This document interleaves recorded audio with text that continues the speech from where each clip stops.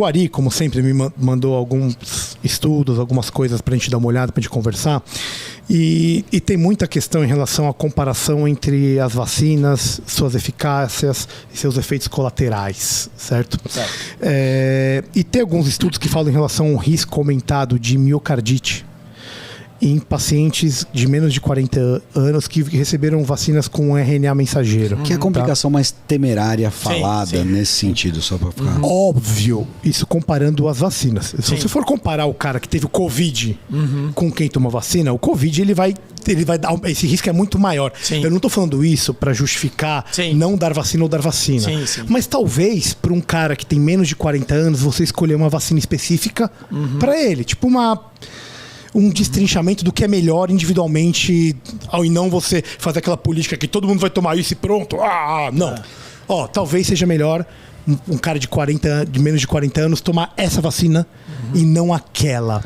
Eu acho que a gente pode falar dos fatos, porque isso já entra numa questão política, entenda? Porque, por exemplo, se pegar o Brasil, aquela pessoa que escolhia era chamada de sommelier de vacina. Já tinha adjetivo pra ela também.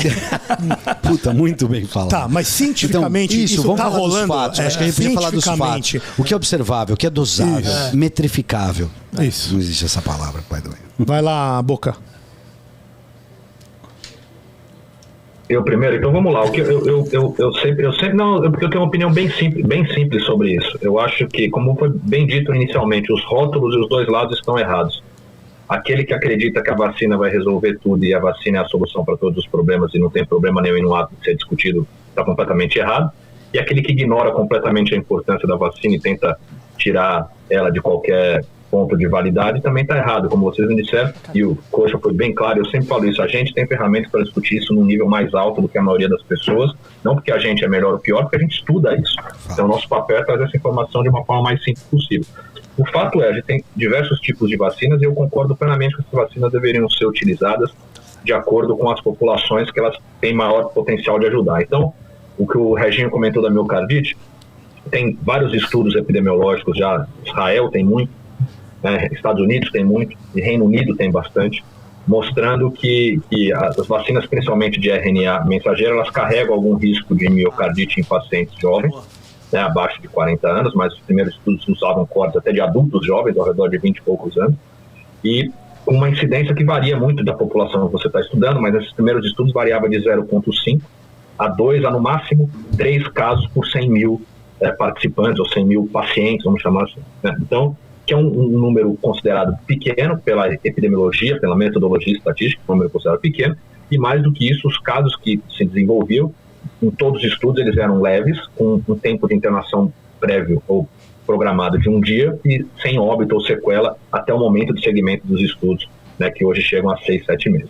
Recentemente, essa semana mesmo, saiu um estudo da Nature Medicine, um estudo muito bom da Oxford, lá no Reino Unido, um gigante epidemiológico, muito bem feito, mas, de novo, uma metodologia extremamente complexa, o que dificulta muitas vezes as pessoas que não têm as ferramentas necessárias de entender, e mostrou exatamente isso que o Reginho comentou, que você ser infectado com Covid, nesse estudo específico, levam 40 casos por 1 milhão de miocardite, e no pior dos cenários das vacinas com RNA mensageiro, no caso, no estudo foi a Moderna, leva no máximo 10 casos por 1 milhão após a segunda dose, então uma diferença de 4 vezes mais naquele paciente que tem Covid versus o paciente que tomou vacina. Aqui cabe a discussão, mas você está selecionando a população que teve Covid, existe uma população enorme que não vai se infectar com Covid, então essa conta a gente ainda não tem como fazer, não existe dado para fazer. Mas o fato é, você ser infectado com Covid, pelos dados até hoje, te carrega um risco maior de miocardite do que você tomar uma vacina, seja ela de RNA mensageiro ou não. E aí eu concordo plenamente com o Reginho que aí isso não tem que ser tratado como está sendo tratado hoje em dia. De novo, nem das duas formas, nem das pessoas que tentam esconder isso, e não noticiar, e não comentar, e não conversar, e não falar, e nem das pessoas que usam isso para dizer que, olha lá, eu avisei, a vacina mata, a vacina faz mal, a vacina não tem que ser utilizada. Os dois estão errados. Porque a gente tem que conversar e tem que dar a liberdade à pessoa entender o que ela está colocando no corpo dela e tentar mostrar para ela que isso traz mais benefício do que malefício, mas que riscos existem. Como qualquer medicação, quando você toma uma dipirona porque você se automedica para a febre, você tem um risco, talvez já tenha morte da vacina, as pessoas não saibam. Quando você se enche de paracetamol, como acontece em países como a Austrália, porque não existe dipirona aqui, você tem talvez um risco maior do que você tomar uma vacina, mas essas pessoas estão brigando contra a vacina e não estão brigando contra outras medicações. talvez porque o que eu acho que falta é exatamente essa transparência de informação e dar às pessoas a capacidade de entender o que acontece, não esconder informações de um lado ou mentir com informações do outro. Então, na minha opinião de cientista, o que tem da vacina é isso. A vacina ainda, os benefícios superam muitos riscos, né? Os riscos são baixíssimos até o que a gente tem de segmento hoje, mas eles existem, apesar de baixíssimos, eles existem e têm que ser falados como qualquer medicação que você toma, inclusive tratamentos preconizados para a Covid, etc. E por último, para finalizar e passar para o Coxa, eu acho que o grande problema disso tudo, na minha humilde opinião, é essa questão das pessoas tentarem, reenfatizando aqui, empurrar vacinas muitas vezes sem pensar que talvez, eu sempre falo isso, talvez nessa pessoa específica, podem, ao invés de uma vacina de RNA mensageiro que carrega um risco mínimo, ela pode ter a opção de escolher tomar uma vacina como a Coronavac. A Coronavac é ruim, mas a Coronavac talvez o perfil de segurança dela seja um dos melhores. A da AstraZeneca talvez seja um perfil de segurança para isso melhor. Ela carrega um risco só de 1 a 2 casos por 1 milhão de miocardite depois da primeira dose. Então esse racional tem que acontecer mais do que as coisas como acontecem hoje, nem para um lado nem para o outro. É tipo que essa questão de... Me incomoda muito que essa questão do sommelier aí que colocaram, mas existe uma individualidade na escolha, né, cara? Tipo, o cara que teve trombose lá, talvez ele não seja o mais indicado a tomar AstraZeneca, cara. E ele não tá sendo sommelier por escolher isso, entendeu? Entendeu onde eu tô querendo chegar? Sim. Então, faz sentido. Esse questionamento faz sentido. É aquela questão que você faz como médico. Você acerta a dose certa para a patologia certa no contexto clínico certo. Exato. E você ser médico. Então, não é uma novidade aí. Não dá pra você colocar todo mundo no mesmo bolo. Não, nunca. Em nada. Senão você não precisa de médico. Você bota uma receita e fala, tá aqui, segue a receita. Não acabou. Exatamente. E além de colocar no mesmo... Desculpa, vai lá. Não, desculpa, só para fechar o que eu falei, porque eu esqueci de comentar essa sommelier da vacina. Eu acho que é exatamente isso. Acho que a grande crítica surgiu naquele momento que as pessoas queriam identificar pessoas que queriam escolher vacina por eficácia.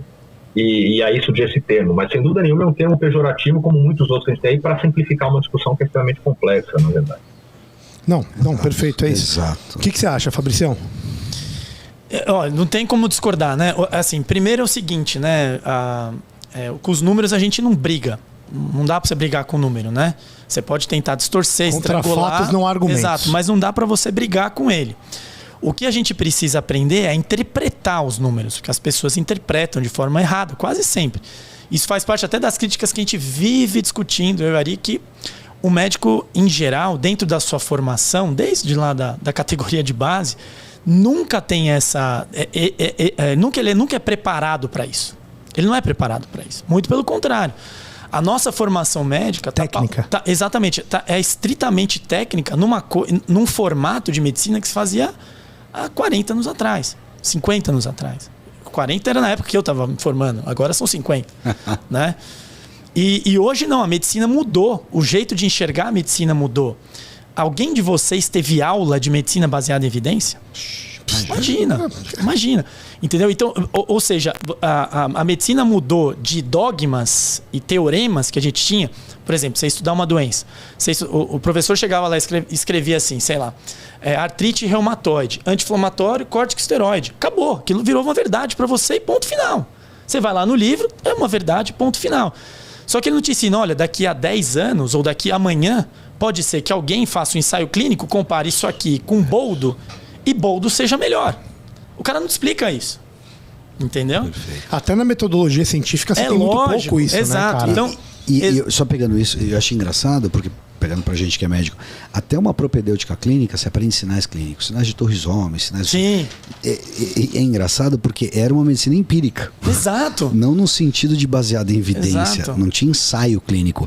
Engraçado porque ela estava numa fase quase pré-científica, no sentido que ela não tinha incorporado o método científico, que é o que o Ari falou várias vezes na nossa última conversa, o método enquanto parte do educar. Exato. Hoje você é educado dentro do método, Exato. não é a parte do método. Tem que ser dentro.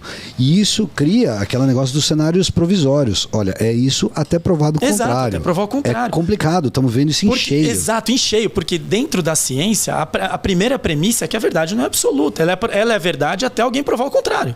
Newton imperou por Exato. vários séculos até a hora que Einstein falou assim, ó, Exato. tem mais Esse coisa. é o exemplo mais crucial, né? A gente vai voltar ao episódio 4 com Sim. o Ari, falando da mutabilidade da ciência da verdade, que é o que a gente tem hoje, não é a verdade que a gente vai ter amanhã. Sim. Graças a Deus. Graças a Deus, exato. Até porque, né? tudo se transforma. Claro. Tudo se muda, não tem nada que fique igual. Né? Tem nada que se perde, nada se cria. Exato, tudo se transforma. E o que a gente é hoje, com certeza, não é a mesma coisa que a gente foi ontem, que a gente vai ser amanhã. Exatamente. Né? Então, só para terminar o raciocínio, vai lá. então, em relação aos números, então acaba sendo que indiscutível. Por exemplo, as vacinas com maior probabilidade de efeito colateral, pelo menos os ensaios clínicos até a fase 2, era da AstraZeneca, estava ganhando de lambuja das outras. Mas mesmo assim, a incidência era 1 a cada 2 casos, na estimativa, para cada 10 mil casos. Na estimativa, quando você bota na estimativa. Quando foi para o ensaio clínico de fase 3, que botou 30 mil doentes de cada lado, o cara viu, é um caso a cada 30 mil de uma coisa que pode eventualmente ser complicada. Não, entendeu? Então, isso é biossegurança. E Aí, outro questionamento que sempre fazem. Mas você não sabe em relação ao futuro. Realmente, a gente não sabe em relação ao futuro. Isso vai precisar de observação. Só para contextualizar, eu acho interessantíssimo o que você falou, porque a gente sempre tem que contextualizar para entender o que está acontecendo.